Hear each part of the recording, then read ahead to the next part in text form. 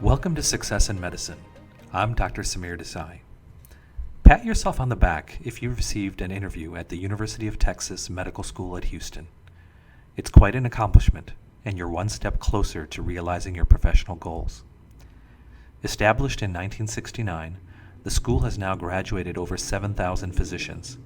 It's one of the largest medical schools in our nation. Students at UT Houston benefit from a strong clinical education experience, which takes place at a diverse group of teaching hospitals, including Memorial Hermann, Lyndon B. Johnson Hospital, and MD Anderson. In 2015, following a $75 million gift from the McGovern family, the school was renamed the McGovern Medical School. In today's podcast, I would like to offer you some very specific information that can elevate your interview performance at the McGovern Medical School. What qualifies me to give you this type of information? I have had years and years of admissions committee experience. While on the committee, there was one thing that really bothered me. It was when an applicant whom I believed had so much to offer struggled during an interview. My desire to help worthy applicants gain admission to medical school led me to exhaustively research the field to write the book Medical School Interview: Winning Strategies from Admissions Faculty. The book focuses on strategies to develop standout answers to commonly asked questions. Today, let's tackle an interview question that's been asked at the McGovern Medical School. As with the recommendations in our book, I'm not satisfied with giving you general information. I'd like to offer you specifics so that at the end of your interview day, when your interviewer has interviewed 5 applicants, you're the one that stands out. I pulled this interview question from the interview feedback resource available at the Student Doctor Network. If you're not familiar with this resource, I highly encourage you to learn about it. Applicants describe their interview experiences at different schools and list some of the questions they were asked. The question we will be focusing on today was a question that was asked last year and has also been asked at other medical schools. Here it is. What discovery do you think has had the greatest impact on medicine? Before we learn how to develop an answer to this question, let's stop and consider why an interviewer would ask this question. Many medical school leaders believe that historical perspectives should be an important part of the medical school curriculum. In a survey of U.S. medical schools, almost 40% had formal lectures or seminars about the history of medicine embedded in their curricula. History can teach us about disease and how our approach to treatment has changed over time. Changes in disease and treatment over time requires an understanding of social, economic, and political forces, and history, of course, can provide us with this context. Many medical school interviewers have an appreciation for the history of medicine. They like to see that future physicians have given some thought to how the profession has gotten to where it is today. So you should not be surprised to be asked this question. If you search the internet, you'll find rankings of medicine's most important discoveries or inventions. As you might expect, these rankings differ considerably on what is considered the most important discovery. What does that mean for you as an applicant? That means there really is no right answer. There are so many discoveries that have had tremendous impact, and it's impossible for people to agree on the most impactful. Therefore, the best way to answer this question is by choosing one discovery and then becoming quite knowledgeable about it. You can then use the information that you learn to develop a powerful answer, one that reveals the depth of your knowledge and also reveals something about you. In my experience, the most common answers applicants give have to do with the discovery of penicillin or the use of vaccines. There's nothing wrong with discussing penicillin or vaccines, but it can be hard to stand out when just about every applicant is using one of these two discoveries in their answer. Fortunately, there are plenty of other important discoveries, and a little background reading will get you prepared for a winning answer. Remember, if you can, put a personal touch to the story, and definitely reveal something about yourself. Now I will give you an example of an effective answer, but before I do, let me tell you a story that will give context to my answer. I want to take you back to the 1970s, when India and Pakistan were firmly entrenched in a war.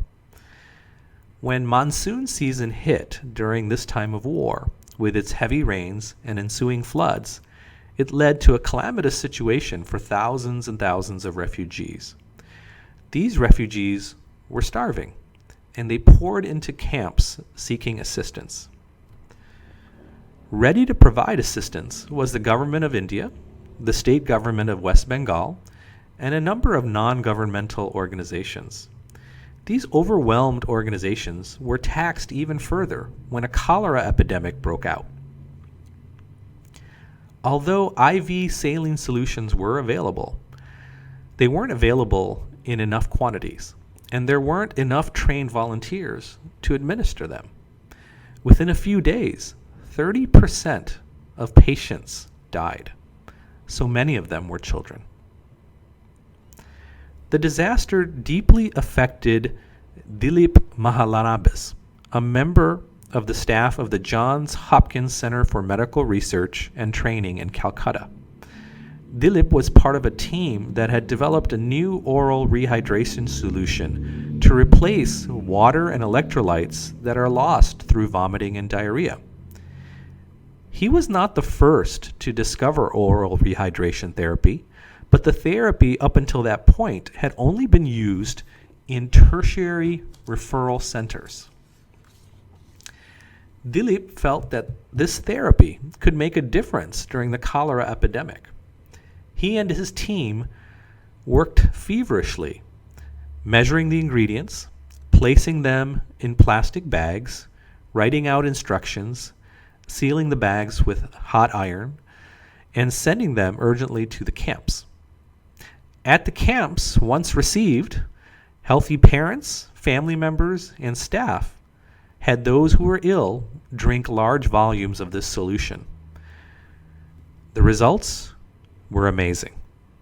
Over 8 weeks, there was a steep drop in mortality to less than 1%. If the story ended right there, it would be remarkable, but let me tell you what happened next. Dilip wrote a paper about the dramatic results. His findings, however, were met with skepticism, and leading experts in the field rejected it. Finally, a cholera expert from the World Health Organization named Dhiman Barua agreed to see things for himself.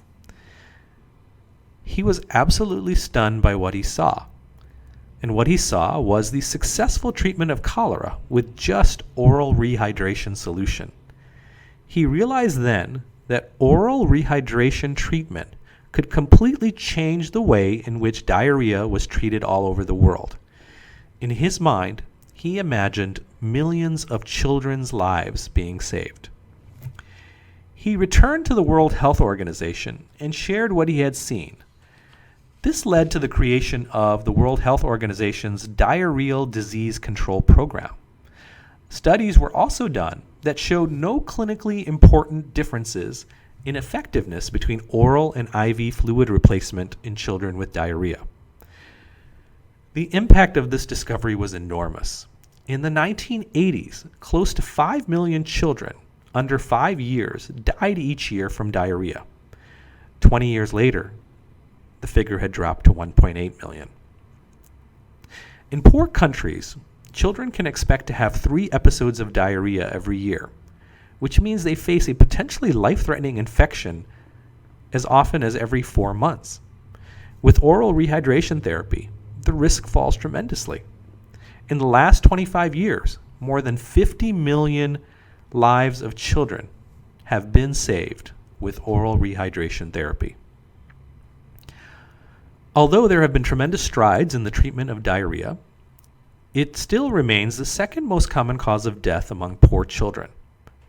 With this cheap and easily prepared solution, the world has the power to prevent even more deaths due to diarrhea. We just have to find a way to reach those children.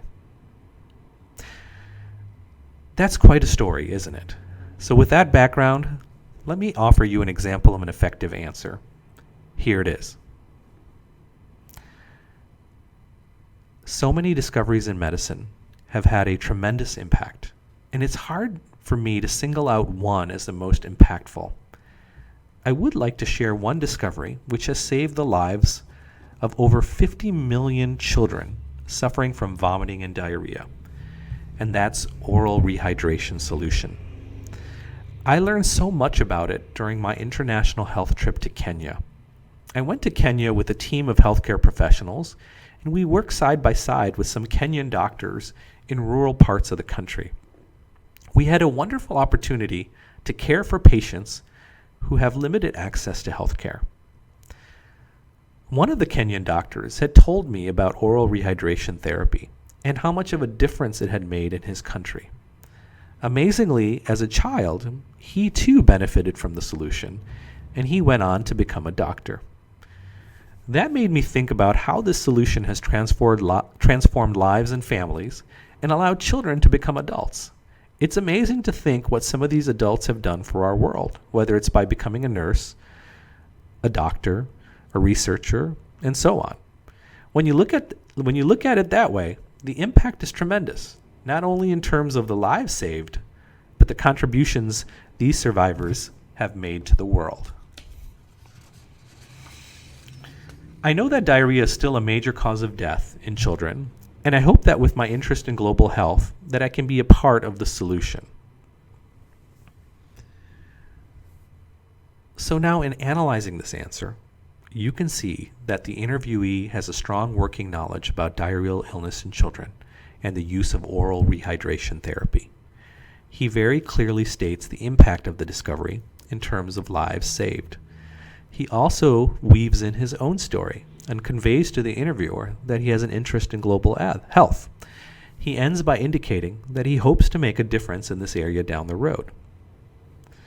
So there you have it, an answer to a difficult question which reveals something about the interviewee. Strive to do that with each and every answer as you prepare for interviews. As a reminder, this is just one episode in a series of episodes where my focus is on helping you stand out at different medical schools.